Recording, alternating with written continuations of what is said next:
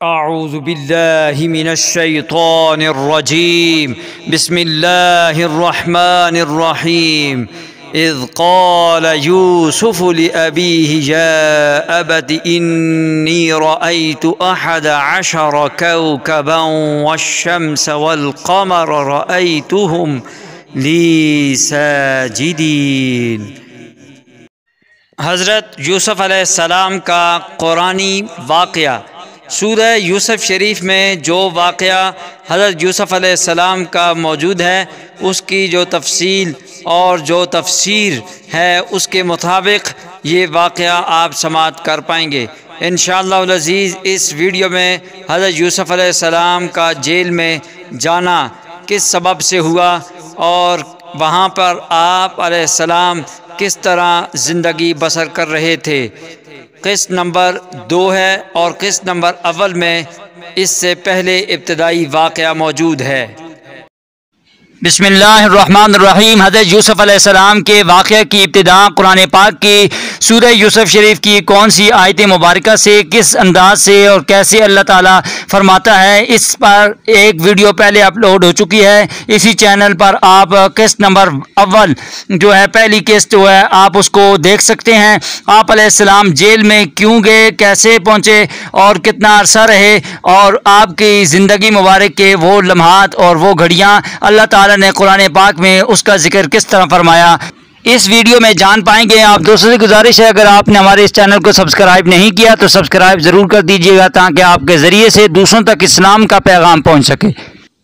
अल्लाह ताला कुरान मजीद फुरकान हमीद में इरशाद फरमाता है, फलम्मा रअयनहु अकबरनहु व क़त्तअना अयदियहुन्न व क़ुलना हाशा लिल्लाहि मा हाज़ा बशरा इन हाज़ा इल्ला मलकुन करीम।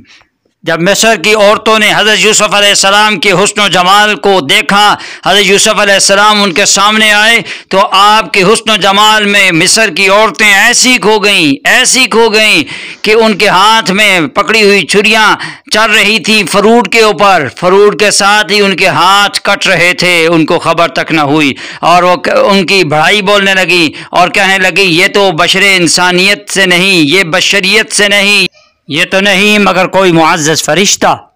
मिस्र की इन औरतों की हालत देखकर अजीज़ मिस्र की बीवी कहने लगी इन औरतों से, तुम ही तो थी कि जो इससे पहले मुझ पर तानो तशनी की ज़ुबान चलाकर इस तरह तीर मुझ पर चलाती रही और ये कहती थी कि ये अजीज़ मिस्र की बीवी कैसी बेवकूफ़ है कि एक गुलाम पर दिल हार बैठी है, उस पर आशिक हो गई है। तो अब खुद ही बताओ कि गलत तुम थी ताना देने वाली या मैं थी। तो अब इस तरह उसका हौसला और बुलंद होने लगा।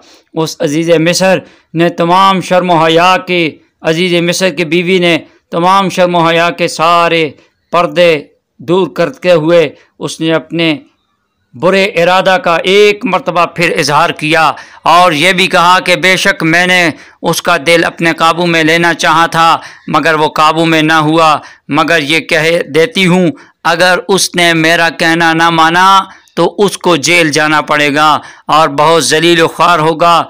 अल्लाह इरशाद फरमाता है, क़ाल रब्बिस्सिज्नु अहब्बु इलय्या मिम्मा यदऊननी इलैहि व इल्ला तस्रिफ अन्नी कैदहुन्न अस्बु इलैहिन्न व अकुम मिनल जाहिलीन। सूरह यूसुफ आयत नंबर 33।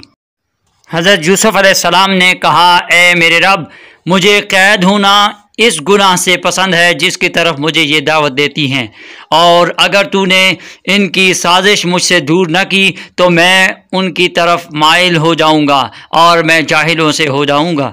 इन हालात का अंदाज़ा कीजिए जिन हालात में यूसुफ अलैहिस्सलाम मुब्तला हुए थे। 19-20 साल का एक खूबसूरत नौजवान है जो बदनी तौर पर भी अच्छा, ज़िंदगी से बेहतरीन तंदुरुस्ती और भरी जवानी लेकर आया है। जलावतनी और जबरी ग़ुलामी के मराहिल से गुजरने के बाद कुदरत उसे रईस और रुकने सल्तनत के घर ले आई है। यहाँ पहले तो खुद घर की बेगम ही उसके पीछे पड़ जाती है। जिससे उसका शब और रोज़ का साबका है। फिर उसके हुस्न का चर्चा पूरे दारुस सल्तनत में होने लगता है और शहर बाहर के अमीर घरानों की औरतें उस पर फरेफ्ता हो जाती हैं। अब एक तरफ वो और दूसरी तरफ सैकड़ों खूबसूरत जाल हैं जो हर वक्त हर जगह उसे फांसने के लिए फैले हुए हैं। इस हालत में ये खुदा परस्त, खुदा की इबादत करने वाला नौजवान जिस कामयाबी के साथ उन शयातीनी तरगीबात का मुकाबला करता है वो बजाय खुद कुछ कम काबिल तारीफ़ नहीं है, मगर इस पर भी वो अपनी बशरी कमज़ोरियों का ख्याल करके कांप उठता है और नहायत आजिज़ी के साथ खुदा से दिल ही दिल में मदद की इल्तिजा करता है कि हे रब, मैं एक कमज़ोर इंसान हूँ, मेरा बस नहीं है, मैं इतना ताकतवर नहीं हूँ कि इन बेपनाह तरगीबात का मुकाबला कर सकूँ। सूरह यूसुफ आयत नंबर 34 अल्लाह ताला इरशाद फरमाता है, फस्तजाब लहू रब्बुहु फसरफ़ अन्हु कैदहुन्न इन्नहु हुवस समीउल अलीम। बस उनके रब ने उनकी दुआ कबूल की और उनको औरतों की साजिश से महफूज कर दिया। बेशक वह बहुत सुनने वाला, खूब जानने वाला है। हज़रत यूसुफ अलैहिस्सलाम जेल में क्यों गए, इसमें बहुत सारी हिकमतें मौजूद हैं। उनमें से एक तो ये कि आपने ख़ुद दुआ की थी कि अल्लाह, मैं कमज़ोर इंसान हूँ और मेरे बस में नहीं है कि सैकड़ों हर तरफ मेरे जाल बिछाए जा रहे हैं, मुझे फंसाने की कोशिशें की जा रही हैं, और जबकि मैं तुझसे मदद मांगता हूँ और मैं कमज़ोरी का तेरी बारगाह में ऐलान करता हूँ।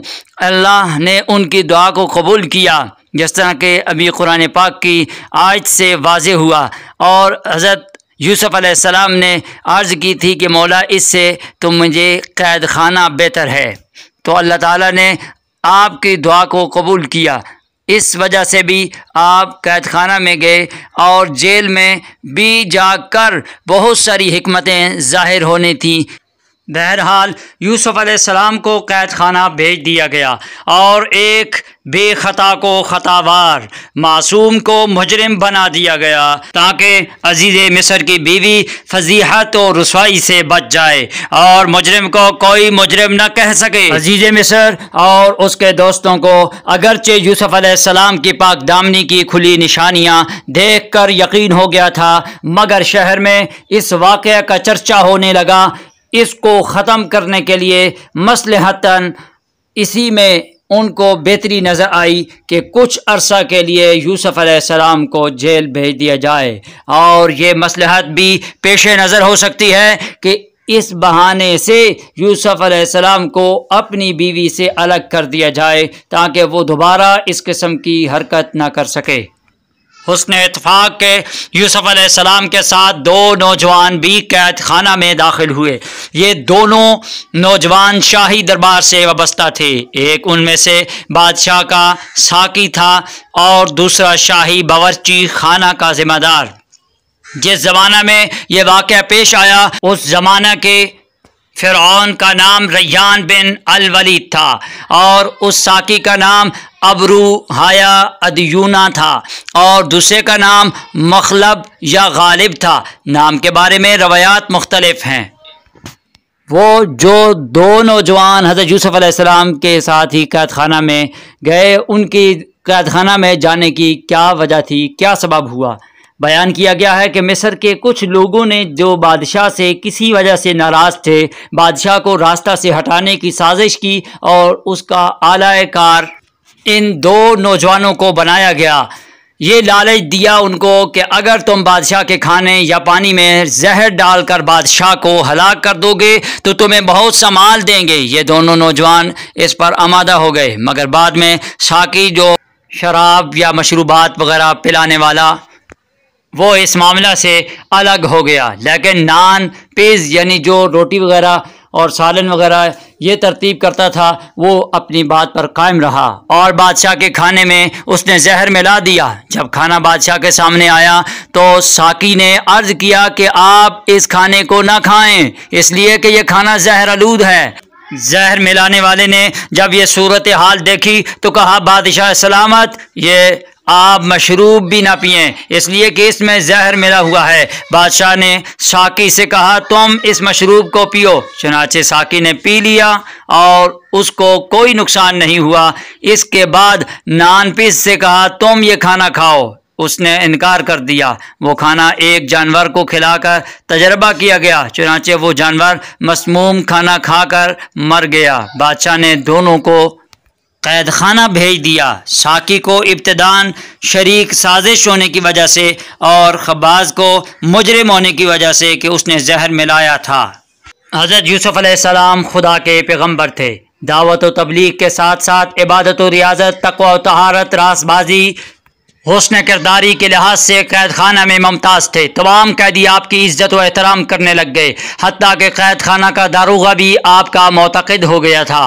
ग़र्ज़ के आपकी नेक नामी की शोहरत आम थी और आपसे ज़रूरतमंद उस वक़्त जो उस कैद खाना के इर्द गिर्द ज़रूरतमंद आपसे रुजू करते, आपके पास आते, आप शफ़क़त व मेहरबानी से पेश आते।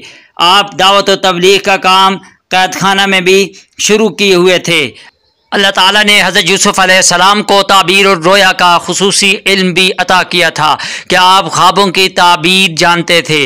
एक रोज़ वो दोनों नौजवान आपकी खिदमत में हाजिर हुए और कहने लगे कि हमें आप नेक आदमी मालूम होते हो, हमने ख्वाब देखा है, आप उसकी ताबीर बताएं। यहाँ बाद मुफस्सिरीन ने लिखा है कि उन नौजवानों ने कोई ख्वाब नहीं देखा था, माज़ यूसुफ अलैहिस्सलाम को आज़माना चाहते थे। वो देखना चाहते थे कि कितना इल्म रखते हैं। ख्वाब बयान उन्होंने किए।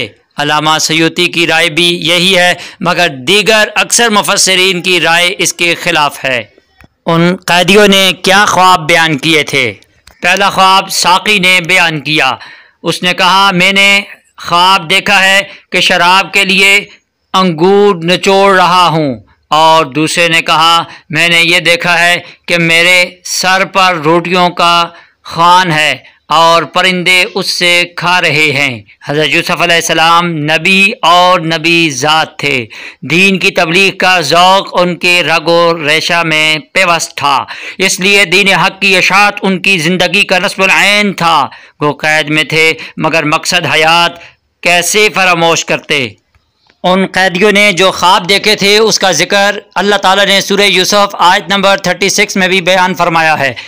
तो हज़रत यूसुफ अलैहिस्सलाम ने जब उनके ख्वाब को सुना, मौका को गनीमत जाना और उनसे नरमी और मोहब्बत से फरमाया, बेशक अल्लाह ताला ने जो बातें मुझे तालीम फरमाई हैं, मिन जुमला उनकी ताबीर रोया का इल्म भी उसने मुझे अता किया है। मैं उससे पहले कि तुम्हारा मुकर्ररा खाना तुम तक पहुँचे तुम्हारे ख्वाबों की ताबीर बता दूँगा। मगर मैं तुमसे एक बात कहता हूँ, ज़रा उस पर भी गौर करो और समझो। मैंने उन लोगों की मिल्लत का इख्तियार नहीं किया जो अल्लाह पर ईमान नहीं रखते और आखिरत के भी मुनकिर हैं। मैंने अपने आबा व अजदाद यानी इब्राहीम, इसहाक और याकूब अलैहिमुस्सलाम की मिल्लत की पैरवी की है। हम ऐसा नहीं कर सकते कि अल्लाह के साथ किसी चीज़ को भी शरीक ठहराएं। ये अल्लाह का एक फ़ज़ल है जो उसने हम पर किया है, लेकिन अक्सर लोग इस नेमत का शुक्र अदा नहीं करते। तो दोस्तों, ये आप जो कुछ सुन रहे हैं ये कुरानी वाक़या है। सूरह यूसुफ शरीफ के अंदर ये सब मौजूद है। तो हज़रत यूसुफ अलैहिस्सलाम ने उन कैदी साथियों से कहा, तुमने जो कुछ मैंने कहा उस पर भी गौर किया कि जुदा जुदा माबूदों का होना बेहतर है या एक अल्लाह का जो सब पर गालिब है। तुम उसके अलावा जिनकी भी पूजा करते हो, बंदगी करते हो, उनकी हकीकत इसके सिवा कुछ नहीं कि चंद नाम हैं जिनको तुम्हारे बाप दादा ने घड़ लिया है। अल्लाह ताला ने उनके बारे में बुरहान व सनद नहीं उतारी। हुकूमत तो सिर्फ अल्लाह ही की है। उसने ये हुक्म दिया है कि उसके सिवा किसी की बंदगी न की जाए। यही राह मुस्तकीम है, मगर अक्सर लोग जानते नहीं हैं, जिसकी वजह से वो शुक्रगुजार भी नहीं हैं। हज़रत यूसुफ अलैहिस्सलाम तौहीद की नसीहत करने के बाद उनके ख्वाबों की ताबीर की तरफ मुतवज्जे हुए। सूरह यूसुफ आयत नंबर 41 इरशाद बारी ताला, या साहिब ये सिजन, अम्मा अहदुकुमा फयस्की रब्बहु खमरा व अम्मल आखरु फयुस्लबु फतअकुलु तयरु मिन रअसिहि क़ुदियल अम्रु लज़ी फ़ीही तस्तफ्तियान। हज़रत यूसुफ अलैहिस्सलाम ने कहा, ए दोस्तों, जिसने ये देखा है कि वो अंगूर नचोड़ रहा है, वो कैद से रहा होकर हस्बे साबिक बादशाह के